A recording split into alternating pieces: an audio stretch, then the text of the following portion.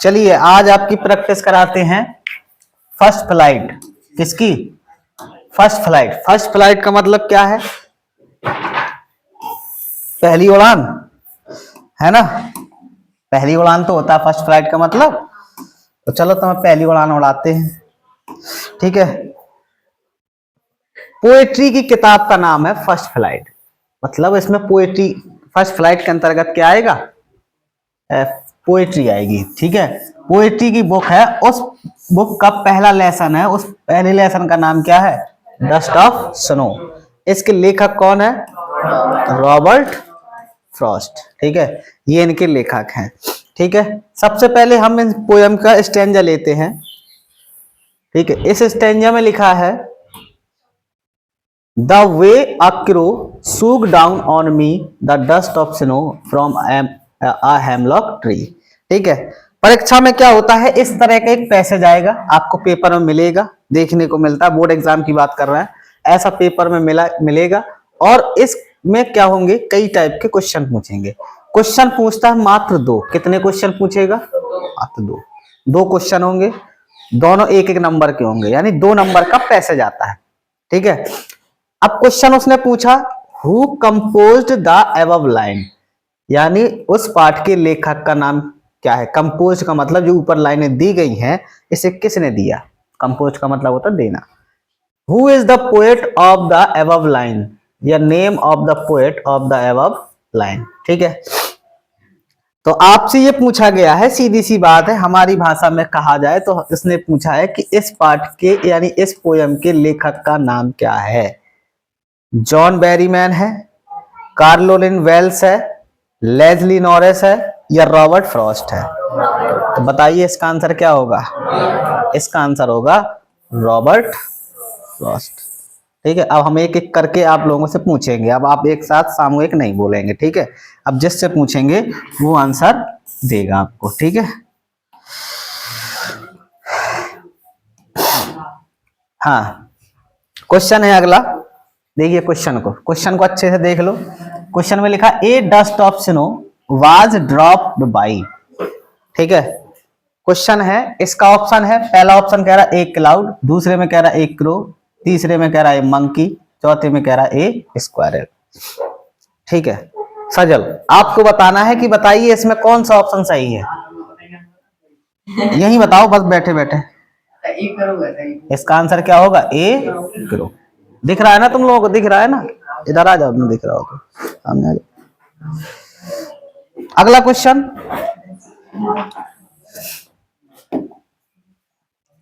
The way means, ठीक है। यहां पे द वे, जब ये कोटेशन मार्क लगा करें, ये कोटेशन मार्क होते हैं, ये 2 चिन्ह दिख रहे हैं ना, ये कोटेशन मार्क है। द वे मीन्स क्या होता है? मेथड, रूट, बेस या लेसन? बताओ इसका आंसर क्या होगा?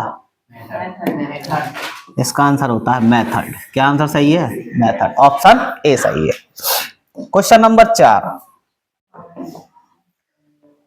From where was snow dropped, ठीक है। तो इसमें बताना है from a peepal tree, from a neem tree, from a hemlock tree, from a rose plant. बताइए इन 4 ऑप्शन में कौन सा ऑप्शन सही है, तुमको बताना तरमीन। फ्रॉम अ हेमलॉक ट्री, ठीक है। ये ऑप्शन हमारा सी ऑप्शन सही है, ठीक है। अगला क्वेश्चन देखते हैं। अगले क्वेश्चन में है who was sitting on the tree. पहला ऑप्शन में एक कुकू है, ए स्पैरो है, पिजन है, या एक क्रो है, ठीक है। इसका बताओ वेदांश कौन सा आंसर सही होगा, ए या बी या सी या डी? इसका आंसर होगा ए क्रो, यानी डी ऑप्शन इसका सही होगा, ठीक है। पेड़ पर क्यों कौन बैठा था? कौवा बैठा था। अगला क्वेश्चन, क्वेश्चन नंबर 6, कौन सा है?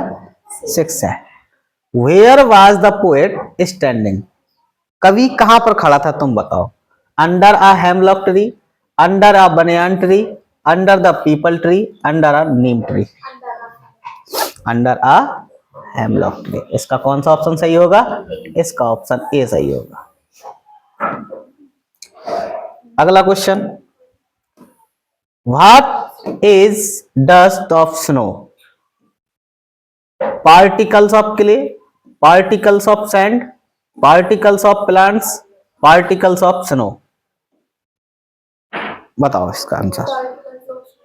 Particles of snow. Particles means क्या होता है? कण। क्या होता है? कण। ठीक है, जैसे धूल के कण, बर्फ के कण।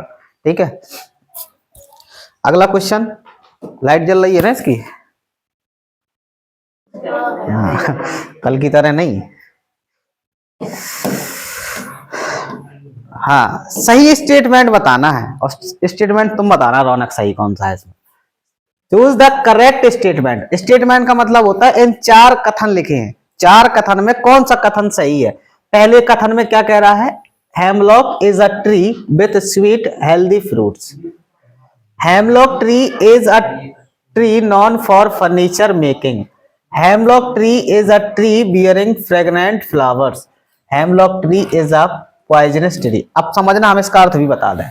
पहले में कह रहा है कि जो हेमलॉक ट्री होता है वो मीठे और अच्छे है, यानी हेल्दी फ्रूट्स देता है। हेमलॉक ट्री नहीं देता है।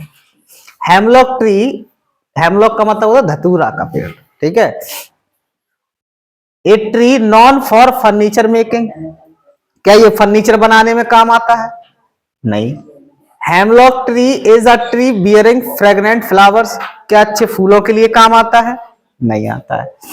Hemlock tree is a poisonous tree. क्या ये जहरीला पेड़ है? धतूरे का पेड़ काहे का होता है? जहरीला होता है। कहते नहीं हमारे यहाँ फोड़ा फुंसी हो जाती है तुरंत धतूरे का पत्ता लगाओ, सही देसी दवा है ना, ये अपना देसी इलाज है, तो इसलिए इसका आंसर क्या होगा। और एक कहानी थी कि पता है, एक कवि थे, उन्होंने क्या किया था बचपन में, ये जो कुत्ते के पिल्ले होते हैं ना, उनकी आंख में ये टेस्ट किया था एक कवि ने, मतलब बचपन में क्या कर दिया, पढ़ा है, सुना है? हाँ, आंखें आंखें फोड़ दी थी वो। हाँ, तो सुने हो ना, सही सच्चाई कहानी, सच्ची कहानी है। अगला क्वेश्चन है, the crow shook down the a tree. B में है लीव्स, सी में है डस्ट ऑफ स्नो और डी में है पोएट। बताओ कौन सा ऑप्शन सही होगा? कौन सा होगा? Dust of snow. अगला question, why does the poet call it dust of snow? बताओ आपसे। एक, snow particles were too tiny, they came over him like dust, they felt like dust, या दे लुक्ड लाइक डस्ट। बताओ कौन सा option इसका सही होगा 10वें नंबर का है? दे कैम, क्या होगा? Snow particle. इसमें कहां पे दिख रहा है? जब हम बर्फ के कण की बात कर ही रहे हैं, तो जहां बर्फ आ जाएगा, जहां पे क्रो आ जाएगा, वो आंसर तो वैसे ही सही होगा, लॉजिक है। अगला क्वेश्चन देखो, अगला क्वेश्चन है, who was sitting in the tree? देखो कितना सरल क्वेश्चन है, बताओ Sadia. Who was sitting in the tree? बोलो। कुकू, स्पैरो, पिजन या क्रो? कौन बैठा था पेड़ पर? ये क्रो, कौवा बैठा था। अगला question, question number 12, what is a dust of snow? Particles of clay, particles of sand, particles of plants, particles of snow. बताओ। Particles of snow.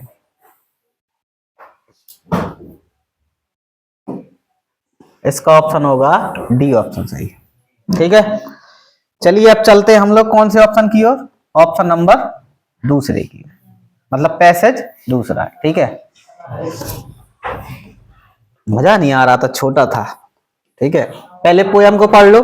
पोयम में लिखा है, दूसरा स्टैंजा है ये, कौन सा है? दूसरा, ठीक है। Has given my heart a change of mood and saved some part of a day I had rued. देखते हैं पहला क्वेश्चन।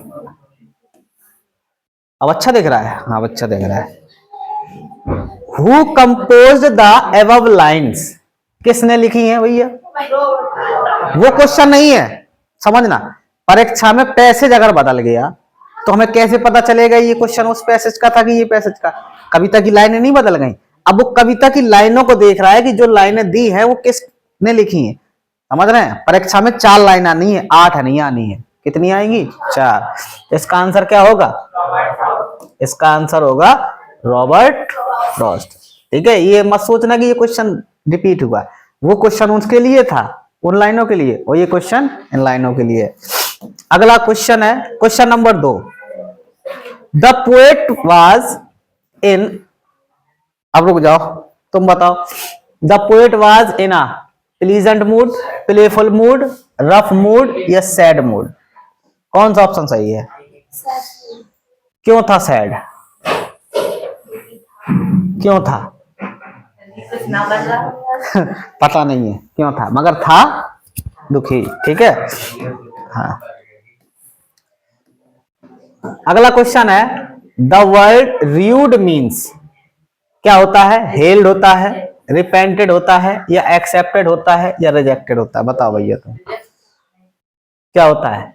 र्यूड माने हेल्ड, रिपेंटेड, या एक्सेप्टेड, या रिजेक्टेड? क्या है? बी नंबर का।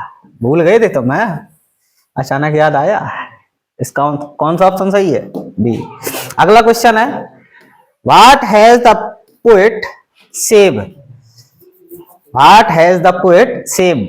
बताइए इसका ऑप्शन कौन सा सही है? पहला, दूसरा, तीसरा या चौथा? Some part of a day, some money, या सम पोएट्री, या some part of a book? क्या हो जाएगा? Some part of a day. अगला क्वेश्चन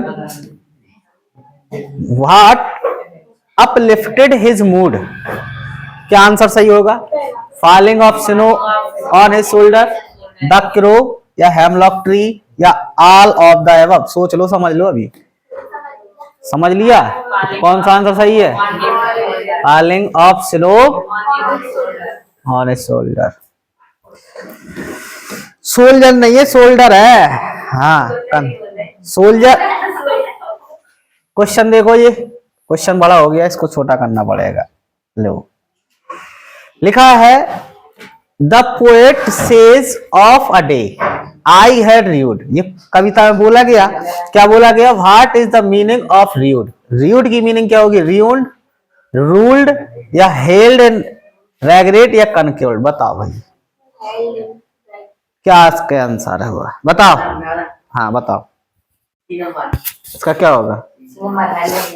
हेल्ड इन रेगरेट। इसका सी नंबर सही होगा। ठीक है, अब देखिए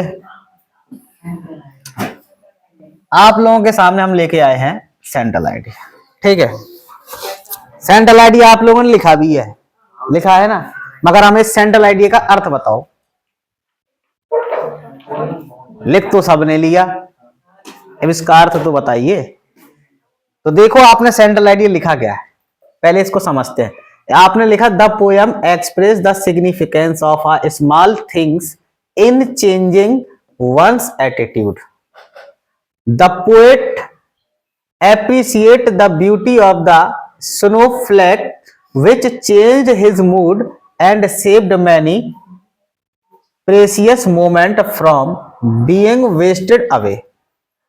The crow shakes off the snow dust off from the hemlock tree the same way one can shake off the sadness from one's heart.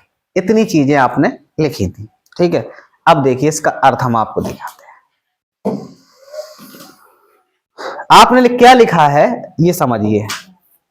आपने लिखा है कविता में छोटी छोटी बातों के महत्व को व्यक्त किया गया है, मतलब छोटी छोटी बातों को बताया गया बिल्कुल बारीकी, जो कि किसी के दृष्टिकोण को बदलने में सहायक होती हैं। कवि बर्फ के टुकड़ों की सुंदरता की सराहना करता है। मतलब बर्फ के टुकड़ों की सराहना करेगा तब तो उसने उसका मन बहका दिया। नहीं, वो कैसे मूड में था, वो एकदम सैड मूड में था। जब बर्फ के कण उसके बॉडी पर पड़े, शरीर पे गिरे, ऊपर गिरे, तो क्या हो गया, उसका मन विचलित हो गया, जिसने उसका मूड क्या कर दिया, बदल दिया, और कई कीमती पलों को बर्बाद होने से बचाया। कौवा हेमलॉक के पेड़ से बर्फ की धूल को, यानी धूल का मतलब कण को, झाड़ता है यानी गिराता है। ठीक है, उसी तरह कोई भी अपने दिल से उदासी को दूर कर सकता है। मतलब वो एक चेंजिंग मूवमेंट था कि कवि के द्वारा जो क्या किया गया, बदलाव किया गया। ठीक है, तो ये रहा हमारा पोएट्री का कौन सा, पोयम का पहला लेसन कंप्लीट। ठीक है, आपको लिखा भी दिया, राइट भी करा दिया। ठीक है, अब चलते हैं हम लोग अगले लेसन की ओर।